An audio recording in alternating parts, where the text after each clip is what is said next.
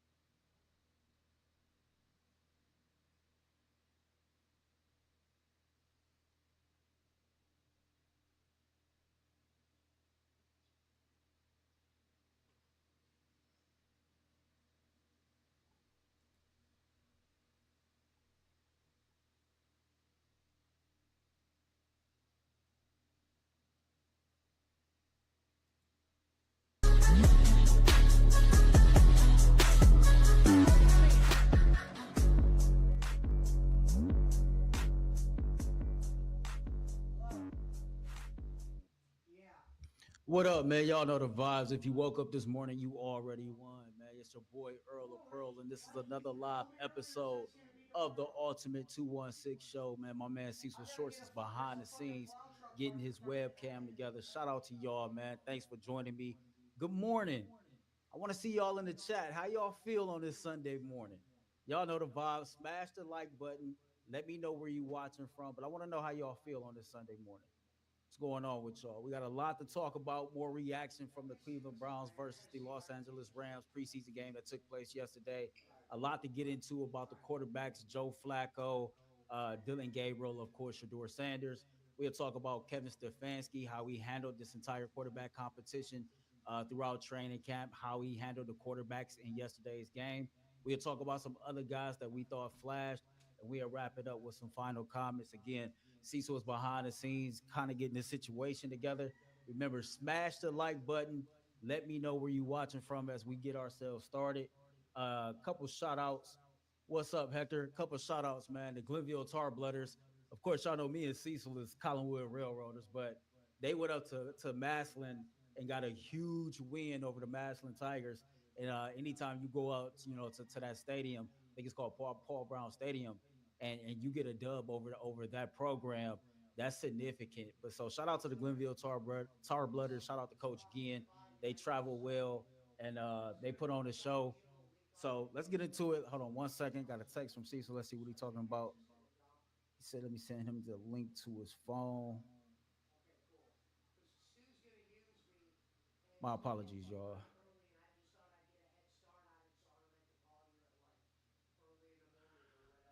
All right, let's get into it, man. I see a lot of free 12s in here. I see a lot of that. So, we was on a post game show yesterday, and I kind of talked about this. I thought Joe Flacco looked pretty sharp in his first preseason work.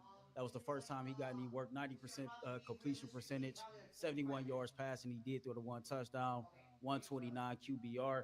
Outside the one incompletion, I thought he was fluid on the opening drive. I thought he did a good job getting the field downfield and getting them in the end zone. And he talked to Didi after the game, and he talked about how important it was for him to get that preseason work in. And to me, he sounded like a guy that I think he wanted more reps because chemistry is important. And I felt like that he was going to always be quarterback one. We'll get into that a little bit later, but just to see Joe Flacco out there running with the first team, getting his feet wet, getting that rhythm before we take the field 2 weeks from today against the Cincinnati Bengals. I thought that was cool.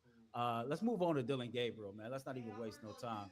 So Dylan went out there yesterday. You saw 63.2 passing, 129 yards passing, that one touchdown, and he had 100.5 QBR. I thought the game for Dylan Gabriel started off as much of a mixed bag. He was 3 for 8 for 43 yards, 1 for 1 on third down, and then he got that opportunity to lead the team on a 2 minute warning. And I thought he was actually phenomenal in that situation. I thought Kevin Stefanski actually put him in a lot of situations to have success. He took every single snap from the shotgun and he led an 86-yard touchdown drive. I thought he was fluid. I thought he did have that one pass that was tipped at the line of scrimmage that could have ended up being picked off. But outside of that, I thought he made some quick decisions. You can really see where Dylan Gabriel's strengths are and where he excels at. I guess my only problem is if he was put into a regular game situation, man, what would Kevin Stefanski do to hide those weaknesses and like kind of exploit those strengths so that other teams don't take advantage of those? I see Cecil waiting in the queue. Let's get my man back here on stage and get his thoughts. There he is, Cecil Shorts, the other part of the Ultimate 216 show. Good morning, brother. How are you? I'm good, man. I'm good. A lot of questions. A lot of questions about yesterday.